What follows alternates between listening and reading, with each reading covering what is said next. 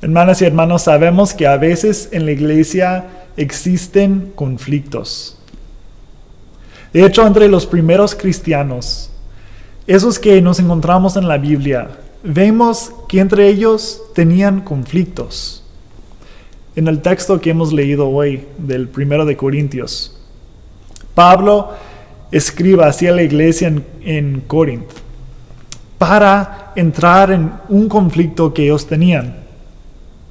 El contexto es eso, que entre los primeros cristianos existían dos grupos. Los judíos, esos que son parte de la familia de Abraham, esos que llevan la promesa de Dios. A veces los llamamos Israel, a veces los llamamos el pueblo de Dios, que siempre encontramos, por ejemplo, en el Antiguo Testamento, los judíos. Pero también habían otras personas gentiles o personas no judías que llegaron a creer en Jesucristo como su Salvador. En ese tiempo habían personas de la cultura griega o los griegos que llegaron a creer en Jesucristo, aunque no fueron antes judíos. Bueno, en estos dos grupos tenían distintas culturas, distintas maneras de entender la vida. Entonces, ahora que formaron un solo grupo, un grupo de creyentes en Jesucristo, tenían un debate. La pregunta era, ¿qué enseñamos a nuestros hijos, por ejemplo? ¿O cómo enseñamos los morales? ¿Qué es la ética? ¿Cómo debemos de vivir como una comunidad? La pregunta era, ¿qué es el buen vivir? Y los dos grupos tenían distintas respuestas a la pregunta, ¿qué es el buen vivir? Bueno, para los judíos, ellos tenían la respuesta con toda la referencia hacia la ley y los profetas. Ellos confiaban en las escrituras que fueron dados a su familia, Abraham y todos sus descendientes. Tenían todo un esquema basado en la ley y después la sabiduría de los profetas. Y en ese tiempo entonces existían escribas para interpretar qué significa la ley o cómo aplicamos la ley hoy en día. Entonces, cuando ellos querían responder a la pregunta, ¿qué es el buen vivir?, hacían referencia a esta tradición de pensamiento. De otro lado existían los gentiles, específicamente en este caso las personas con la cultura griega. Pues ellos, para responder a la pregunta, ¿qué es el buen vivir?, hacían referencia a toda la filosofía occidental. Por ejemplo, los grandes académicos o personas con grandes pensamientos como Sócrates, como Platón, como Aristóteles, pues toda la cultura, para responder a la pregunta ¿qué es el buen vivir?, hacía referencia a esta tradición de pensamiento. Entonces es obvio, cuando tenemos aquí dos tradiciones, dos maneras de responder a la misma pregunta, obviamente van a entrar en conflicto. Pues Pablo, el que escribe esta carta hacia este grupo de cristianos que se formó de dos distintos grupos, tiene la respuesta, dice que ahora que ustedes creen en Jesús, tienen que creer que la sabiduría no viene solo de aquí ni de allá, sino de la muerte de Jesucristo. Es decir, que el buen vivir está en la muerte de Jesucristo. Y luego explica que para los judíos en su cultura, creer en algo así es un escándalo, dice. Porque para ellos, la mayoría de los judíos reconocía a Jesús como profeta y llegaron a matarlo en la cruz. Entonces, siendo cristiano en esta cultura fue algo radical. Bueno, lo mismo para los otros, los gentiles. Para ellos, la muerte de Jesús era una estupidez, según las Escrituras, porque ellos en esa cultura entendían que Jesús fue un líder matado, que no tenían influencia, que no tenía relevancia en la cultura actual. Entonces, siendo cristiano en este ámbito, también fue radical. Y dice Pablo, ustedes los dos grupos, ahora se formaron un nuevo grupo completamente, que llegaron a creer en la muerte de Jesús, que es algo que ni cabe aquí ni cabe allá, es algo completamente nuevo y diferente.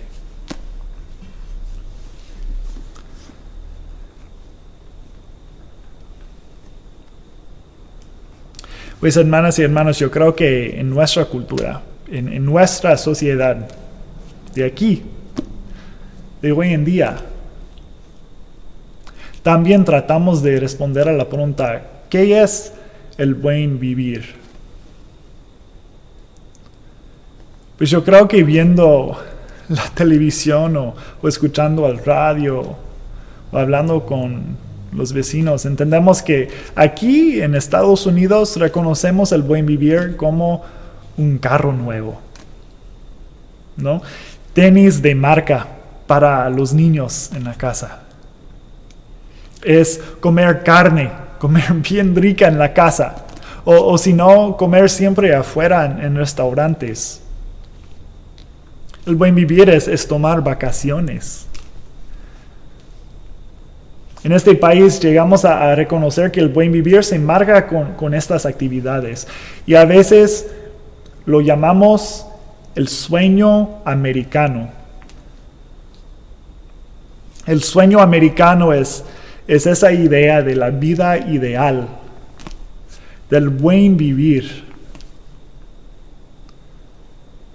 ¿Y cómo llegamos a entender qué es ese sueño americano? No es que cada uno imagina, no, es que reconocemos partes de ese sueño en la sociedad. Reconocemos personas que tienen el carro nuevo, o reconocemos personas que sí siempre van a los restaurantes. Y con esas imágenes construimos lo que es el sueño americano, que es un sueño que muchos comparten. Pues aquí en esta sociedad el sueño americano se representa por esas personas que parecen que no tienen que trabajar.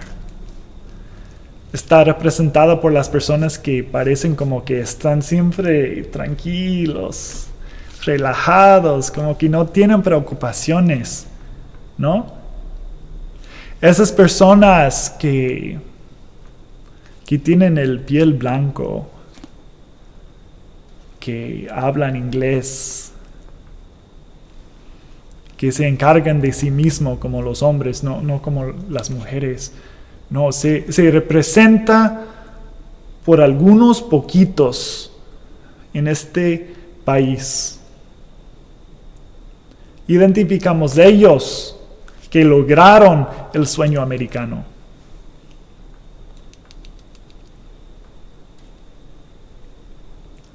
Pero un día todos llegamos a entender que ese sueño es uno que realmente no existe. Es un sueño precisamente porque no es realidad. Es un sueño que existe quizás por algunos poquitos, pero se hizo inalcanzable a los demás. ¿Por qué es inalcanzable? Por el racismo que existe, por el machismo que existe, por las políticas injustas que discriminan en contra de las personas que no tienen papeles buenos. El sueño americano queda siendo un sueño solo, no una realidad para la mayoría de las personas en este país. Y estando tan lejos ese sueño como lo ideal, lo cual siempre todos estamos logrando a llegar a tener, ese sueño nos quita la dignidad de quienes somos, porque nos enseña que siendo como somos ahora, no es lo ideal, no es lo mejor. Y cuando llegamos a creer eso, nos quita la dignidad.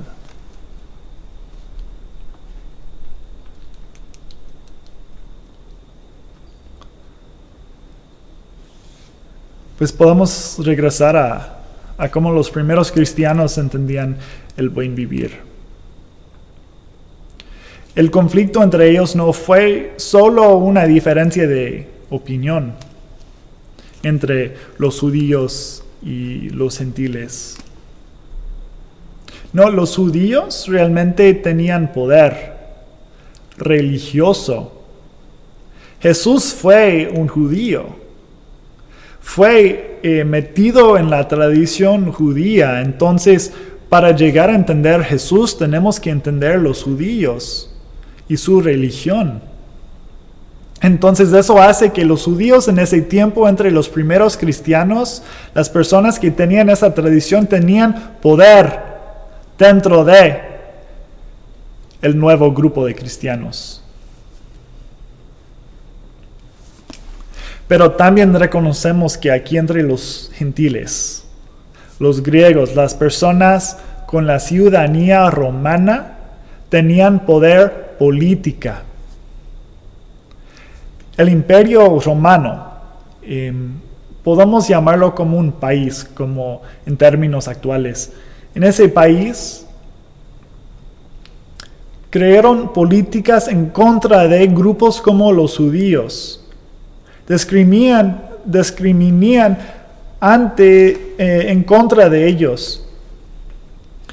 Es decir, que ellos que tenían la ciudadanía romana, que no fueron los judíos fueron conquistados por Roma. Entonces los gentiles tenían poder, pero poder político. Entonces el conflicto entre los primeros cristianos también fue un conflicto de poder entre los judíos que tenían poder religioso y los gentiles que tenían poder político. Y pues ustedes se imaginan cómo sería cuando uno tiene más poder que el otro, se quita la dignidad entre ellos. Porque uno dice que mi manera es la que debemos todos seguir.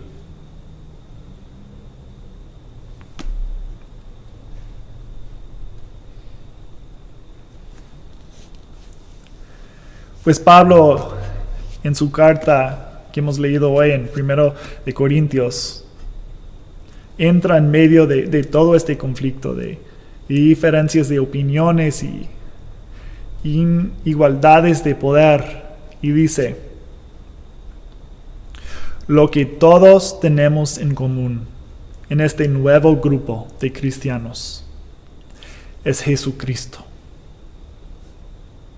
Y Jesucristo nos reta a los dos distintos grupos, a las dos distintas culturas, con una nueva lógica.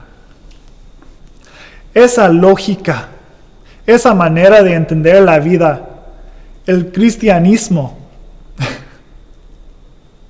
la lógica de Dios es que nuestra dignidad no está basada en las maneras en cómo respondemos a la pregunta de qué es el buen vivir con nuestras propias tradiciones, sino nuestra dignidad está basada en Jesucristo.